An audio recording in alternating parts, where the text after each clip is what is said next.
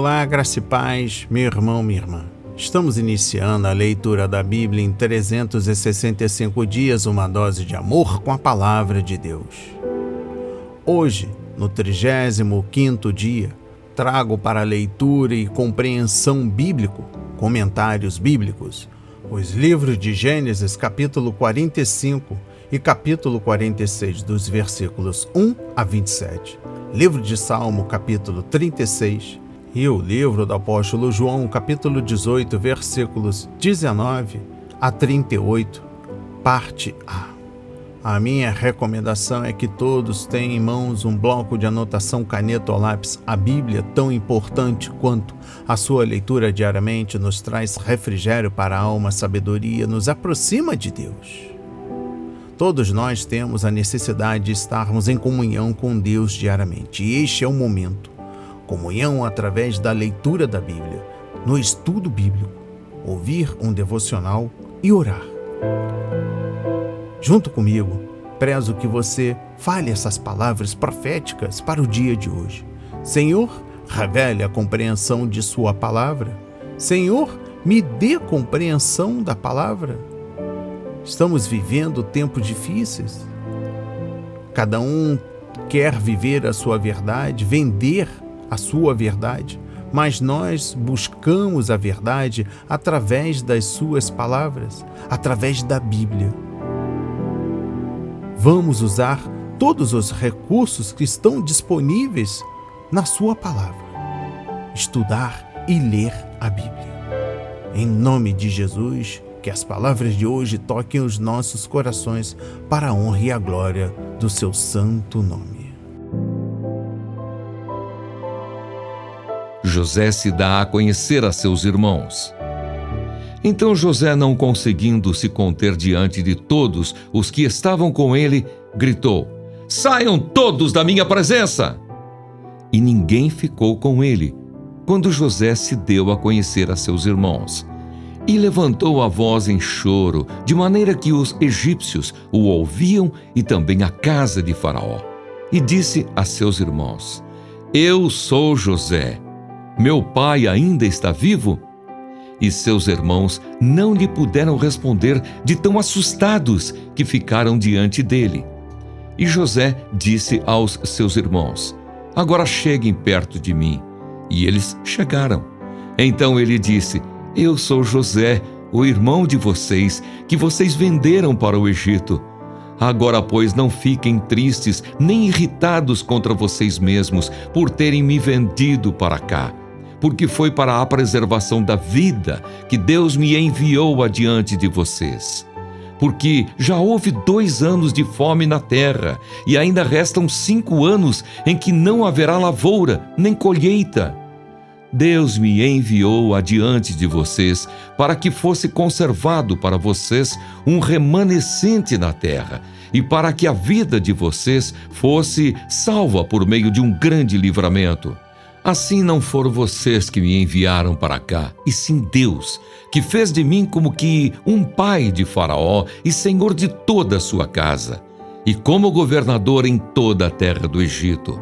Voltem depressa para junto de meu pai e digam a ele: assim manda dizer o seu filho José: Deus me pôs por senhor em toda a terra do Egito. Venha para junto de mim, não demore. O Senhor habitará na terra de Gósen e estará perto de mim. O Senhor, os seus filhos, os filhos de seus filhos, os seus rebanhos, o seu gado e tudo o que lhe pertence. Ali eu o sustentarei, porque ainda haverá 5 anos de fome. Do contrário, acabará empobrecendo o Senhor, a sua casa e tudo o que lhe pertence. José continuou: eis que vocês mesmos estão vendo, e meu irmão Benjamim vê também, que sou eu mesmo quem está falando com vocês. Anunciem a meu pai toda a minha glória no Egito e tudo o que vocês puderam ver. Vão depressa e tragam o meu pai para cá. E lançando-se ao pescoço de seu irmão Benjamim, chorou. E abraçado com ele, Benjamim também chorou. José beijou todos os seus irmãos e chorou, abraçado com eles. Depois, os seus irmãos falaram com ele. Faraó ouve falar dos irmãos de José. Fez-se ouvir na casa de Faraó esta notícia: chegaram os irmãos de José. E Faraó e seus oficiais ficaram contentes com a notícia. Então Faraó disse a José: diga aos seus irmãos que façam o seguinte: carreguem os animais e voltem para a terra de Canaã. Peguem o pai e as famílias de vocês e venham para junto de mim. Eu lhes darei o melhor da terra do Egito e vocês comerão a fartura da terra. Ordene que façam também isto: levem da terra do Egito carretas para trazer os filhinhos e as mulheres de vocês. Tragam o pai de vocês e venham. Não se preocupem com as suas coisas, porque o melhor de toda a terra do Egito será de vocês. E os filhos de Israel fizeram assim. José lhes deu carretas, conforme a ordem de Faraó. Também lhes deu mantimento para a viagem. A cada um deles deu roupas novas, mas a Benjamim deu 300 moedas de prata e 5 roupas novas. Também enviou a seu pai 10 jumentos carregados do melhor do Egito, e 10 jumentas carregadas de cereais e pão, e mantimento para a viagem do pai. E despediu os seus irmãos.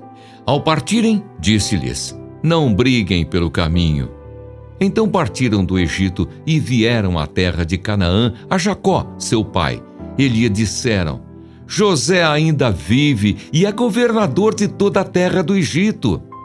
Com isto, o coração lhe ficou como sem bater, porque não podia acreditar no que diziam.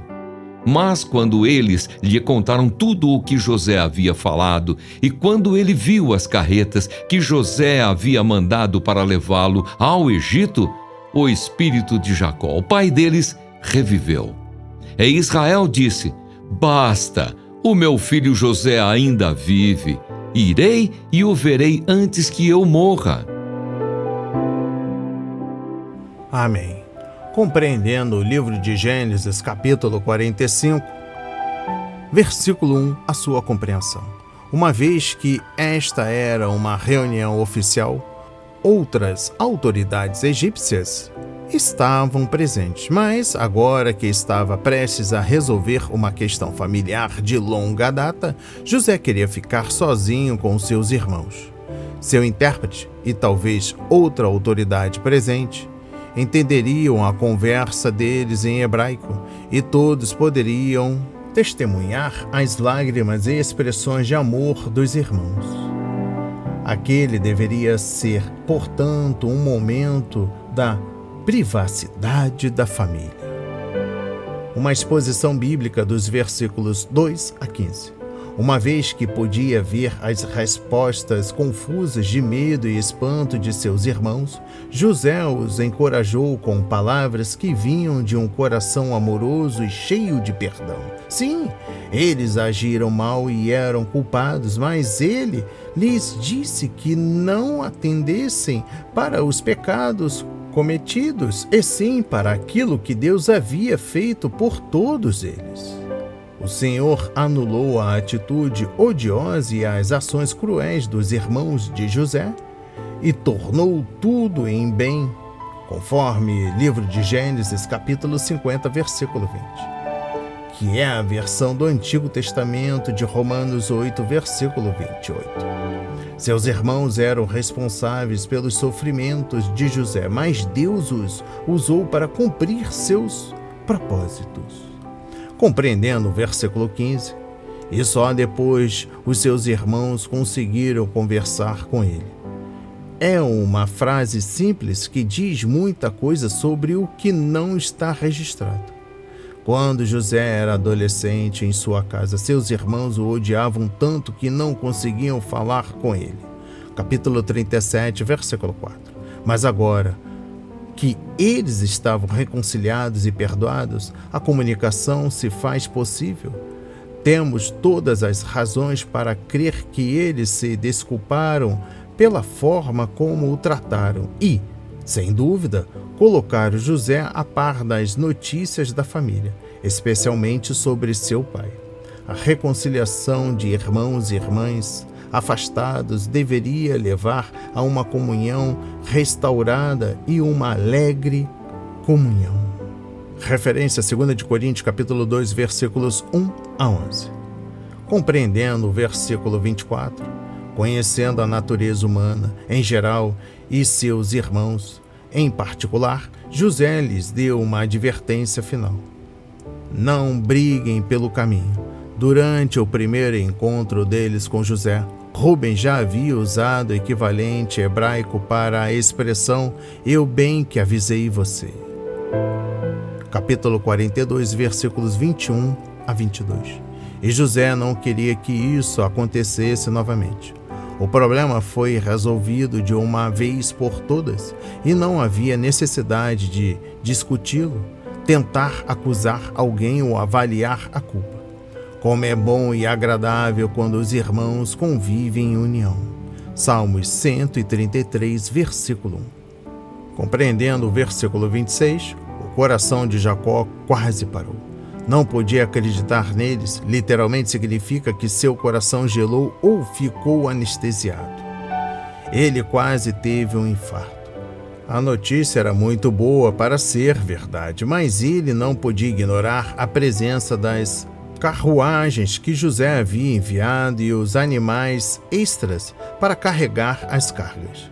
Seu espírito reviveu enquanto ele imaginava ver José e ter a família unida em torno dele até a sua morte. Jacó tinha 130 anos quando foi para o Egito e morreu com 147 anos, o que significa que ele teve 17 anos para desfrutar da família, especialmente de José e dos 2 netos que nunca havia visto.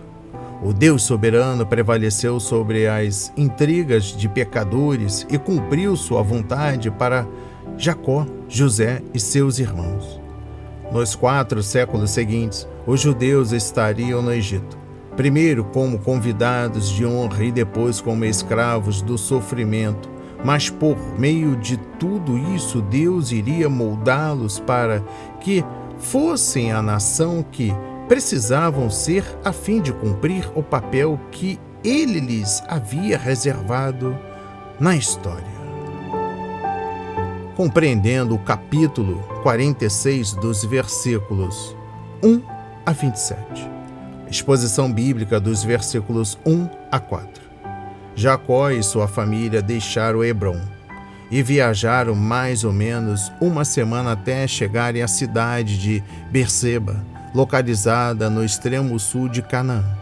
Berseba era um lugar muito especial para Jacó, pois ali Abraão havia cavado um poço.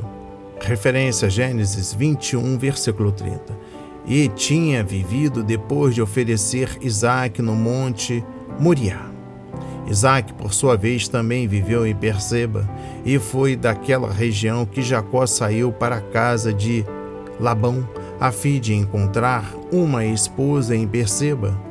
Deus apareceu para Agar, Gênesis 21, versículo 17, e para Isaque, capítulo 26, versículos 23 a 24. E agora ele apareceria para Jacó. O Senhor veio a Jacó durante a noite e lhe assegurou que era seguro para ele e sua família se mudar. O chamado de Deus, Jacó, Jacó, lembra-nos outros, como Abraão, Gênesis 22, versículo 11. Samuel, 1 Samuel, capítulo 3, versículo 10. Marta, Lucas 10, versículo 41. E Saulo, Atos 9, versículo 4. Como é estimulante saber que o Senhor conhece nosso nome e nossas necessidades pessoais. João 10, versículo 3, versículos 14 e versículo 27. Compreendendo o versículo 4. Deus iria com Jacó para o Egito e ficaria com ele para abençoá-lo ali, assim como havia feito com José. Capítulo 39, versículos 2 e versículo 21. Embora Jacó tenha morrido no Egito, Deus prometeu que ele e, por fim, sua família, transformada em nação, retornariam à terra prometida. Jacó não tinha nada a temer, porque o Senhor cumpriria as promessas que lhe havia feito em Betel. E finalizando a leitura no livro de Gênesis, capítulo 46, dos versículos 1 a 27, trago uma exposição bíblica dos versículos 5 a 27. A maneira típica dos semitas, os homens são mencionados na lista, mas não as mulheres, exceto a filha de Jacó, Diná. Versículo 15. O termo filhas, no versículo 7, deve se referir às noras, uma vez que não temos conhecimento de nenhuma outra filha de Jacó. Provavelmente foi um incentivo para Jacó ver como Deus havia multiplicado, protegido e sustentado e unido seus descendentes por essa importante mudança. Alguns da família talvez não tenham percebido, mas eles eram um povo muito especial para o Senhor. Deus tinha uma obra importante para eles nos anos que estavam por vir. Esse pequeno grupo de imigrantes, no final, trariam a bênção para todo mundo. A maldade humana e a bondade de Deus. Ao mestre de canto de Davi, servo do Senhor. Há no coração do ímpio a voz da transgressão. Não há temor de Deus diante de seus olhos, porque a transgressão o lisonjeia a seus olhos e lhe diz que a sua iniquidade não há de ser descoberta nem detestada. As palavras de sua boca são maldade e engano. Deixou de lado o discernimento e a prática do bem. No seu leito planeja maldades, detém-se em caminho que não é bom e não rejeita aquilo que é mau. A tua misericórdia, Senhor, chega até os céus. A tua fidelidade vai até as nuvens. A tua justiça é como as grandes montanhas. Os teus juízos são como um abismo profundo. Tu, Senhor, preservas as pessoas e os animais. Como é preciosa, ó Deus, a tua misericórdia! Por isso os filhos dos homens se acolhem à sombra das tuas asas. Fartam-se da abundância da tua casa e na torrente das tuas delícias lhes dás de beber. Pois em ti está a fonte da vida, na tua luz vemos a luz. Estende a tua misericórdia aos que te conhecem e a tua justiça aos retos de coração. Não deixes que os pés dos soberbos me esmaguem, nem que a mão dos ímpios me obrigue a fugir. Tombaram os obreiros da iniquidade, foram derrubados e não conseguem mais se levantar. Amém. Compreendendo o livro de Salmos, capítulo 36, trago uma exposição bíblica dos versículos 1 a 4.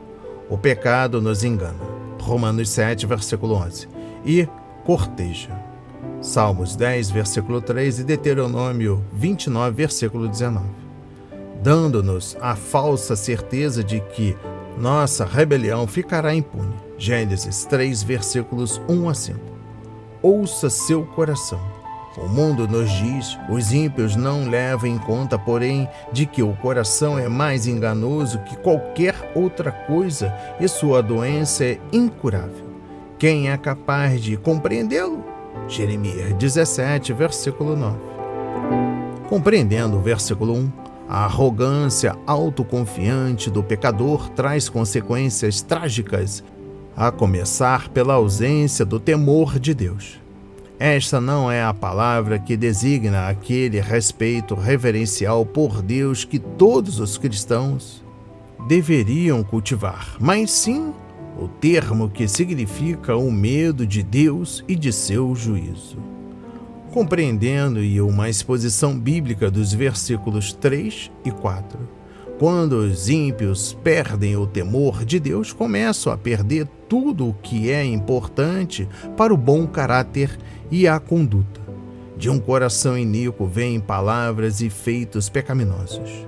Em vez de agirem com sabedoria, eles estão determinados a fazer o mal. Não meditam na verdade de Deus enquanto estão na cama, mas planejam maldade. Só conseguem relaxar e dormir depois de terem tramado algo novo. O coração corrupto produz uma consciência impura, uma mente confusa e uma vontade pervertida. Continuando, exposição bíblica dos versículos 5 a 9. Davi fez algo sábio quando deixou de observar os pecadores e começou a se concentrar nas glórias do Senhor. Conhecer o caráter de Deus é essencial para uma vida cristã equilibrada, e esses 5 versículos foram uma teologia sistemática concisa. Compreendendo os versículos 7 a 9, uma exposição bíblica, que privilegia ser filho de Deus. Estamos descansando com segurança sob suas asas, festejando com alegria sua mesa, bebendo abundantemente de seu rio e andando com confiança em sua luz. Em resposta a essas bênçãos, Davi orou para que o Senhor continuasse a derramar suas bênçãos sobre seu povo. Versículo 10. E um dia julgasse os ímpios. Versículos 11 e 12. Deus continuará a nos abençoar se o amarmos e conhecermos melhor, andando em obediência à sua vontade. E finalizando a leitura no livro de Salmos, capítulo 36, destaca o versículo 8. A palavra delícias, prazeres, vem da mesma raiz hebraica que originou Éden, em Gênesis 2 e 3. O homem pecou e foi expulso do Éden. Contudo, pela fé em Cristo, temos acesso à presença de Deus e podemos nos deleitar em suas bênçãos. Anás interroga Jesus. Então o sumo sacerdote interrogou Jesus a respeito dos seus discípulos e da sua doutrina. Jesus lhe respondeu: Eu tenho falado francamente ao mundo, sempre ensinei, tanto nas sinagogas como no templo, onde todos os judeus se reúnem, e não disse nada em segredo. Porque o Senhor está perguntando para mim? Pergunte aos que ouviram o que eu lhes falei. Eles sabem muito bem o que eu disse. Quando Jesus disse isto, um dos guardas que estavam ali deu-lhe uma bofetada, dizendo: É assim que você fala com o sumo sacerdote? Jesus lhe respondeu: Se falei mal, dê testemunho do mal. Mas se falei bem, por que você está me batendo? Então Anás o enviou amarrado à presença de Caifás, o sumo sacerdote. De novo Pedro nega Jesus. Simão Pedro estava em pé aquecendo-se. Então lhe perguntaram: Você também não é um dos discípulos dele? Ele negou e disse: Não, não sou. Um dos servos do sumo sacerdote, parente daquele a quem Pedro tinha decepado a orelha, perguntou: Não é verdade que eu vi você no jardim com ele? De novo Pedro negou, e no mesmo instante o galo cantou. Jesus diante de Pilatos. Depois levaram Jesus da casa de Caifás para o pretório. Era cedo de manhã. Eles não entraram no pretório para não se contaminar, pois somente assim poderiam comer a Páscoa. Então Pilatos saiu para falar com eles e perguntou: Que acusação vocês trazem contra este homem? Eles responderam: Se este não fosse malfeitor, não o teríamos entregue ao Senhor. Então Pilatos disse: Levem-no daqui e julguem-no segundo a lei de vocês. Ao que os judeus responderam: Não nos é lícito matar ninguém. Isso aconteceu para que se cumprisse a palavra de Jesus, significando com que tipo de morte estava para morrer. Pilatos entrou novamente no pretório, chamou Jesus e lhe perguntou: Você é o rei dos judeus? Jesus respondeu: Esta pergunta vem do Senhor mesmo, ou foram outros que lhe falaram a meu respeito? Pilatos respondeu: Por acaso sou judeu? A sua própria gente e os principais sacerdotes é que o entregaram a mim. Que foi que você fez? Jesus respondeu: O meu reino não é deste mundo. Se o meu reino fosse deste mundo, os meus ministros se empenhariam por mim para que eu não fosse entregue aos judeus. mas agora o meu reino não é daqui. Pilatos perguntou: então você é rei? Jesus respondeu: o Senhor está dizendo que sou rei. Eu para isso nasci e para isso vim ao mundo, a fim de dar testemunho da verdade. Todo aquele que é da verdade ouve a minha voz. Pilatos perguntou: o que é a verdade? Amém.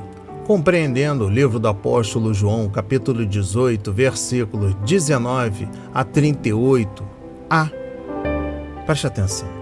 A resposta de Jesus ao interrogatório sugere que o sumo sacerdote estava insinuando que Jesus tivesse dado algum ensinamento secreto aos seus discípulos. O versículo 20 descarta francamente tal insinuação. Se o sumo sacerdote procurava evidências, havia ampla oportunidade para ele procurá-la entre as testemunhas.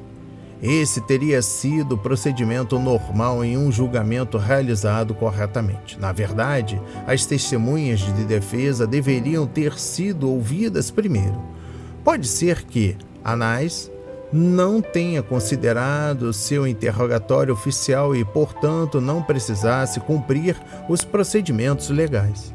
A agressão do oficial foi outra irregularidade. Com o seu comentário no versículo 23, Jesus estava calmamente exigindo uma audiência justa, mas as intrigas de seus adversários já estavam operando contra isso. Alguns veem uma dificuldade na referência ao sumo sacerdote, Anás, no versículo 22, e ainda na outra referência no versículo 24, Ceifás. É provável que Anás tenha mantido o título, mas não a função. A terceira pessoa a desafiar Pedro era um parente do homem cuja orelha ele cortara. Os sinópticos não mencionam esse detalhe. Por outro lado, João omite os juramentos e imprecações seguidos pelas lágrimas de amargura. Compreendendo o versículo 27, o cantar do galo era uma garantia a Pedro de que Jesus estava totalmente no controle da situação, mesmo preso e submetido às autoridades. Ao controlar a atitude de uma ave, Jesus afirmou sua soberania. De acordo com Gênesis 1, versículo 26, Deus dera ao homem autoridade sobre os peixes, as aves e os animais. Pedro havia visto Jesus controlar peixes e animais, e agora ele reconheceu sua autoridade sobre as aves. Compreendendo o versículo 28, quando Jesus confessou claramente que era o Cristo, o conselho considerou-o culpado de blasfêmia e, portanto, de acordo com a sua legislação, digno de morte. No entanto, era necessário que o conselho se reunisse cedo, na manhã seguinte, e desse seu veredito, uma vez que não era lícito julgar casos possíveis de pena de morte durante a noite. Uma exposição bíblica dos versículos 28b a 29. Era costume de o governador romano estar em Jerusalém durante a Páscoa. A presença da autoridade de Roma serviria para inibir eventuais surtos de reviravolta nacionalista dos judeus. João inclui aqui um detalhe irônico sobre a história. Os líderes religiosos não hesitaram em condenar um homem inocente, mas tiveram o cuidado de não se contaminar por andar em terreno gentil. Seria horrível contaminar-se cerimonialmente nos 7 dias da Páscoa. Compreendendo o versículo 37, parte A. Se Pilatos tivesse um rei romano em mente, Jesus seria considerado uma ameaça. Porém, caso pensasse em um governante judeu, então os assuntos políticos não eram importantes. É interessante que Pilatos tenha chamado Jesus de rei pelo menos 4 vezes durante o julgamento, e até mesmo usado esse título na placa que mandou afixar na cruz de Cristo. Finalizando a leitura no livro do apóstolo João, capítulo 18, versículos 19 e 38a, destaco o versículo 37b.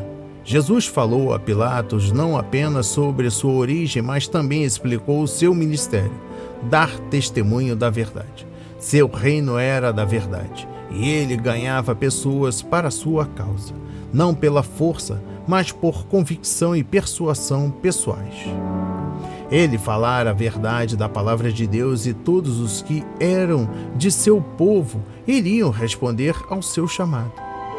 A arma de Roma era a espada, mas a arma de nosso Senhor era a verdade de Deus, a espada do Espírito.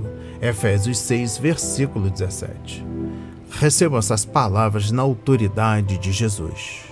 As palavras de hoje foram semeadas em nossos corações para a honra e a glória do Senhor.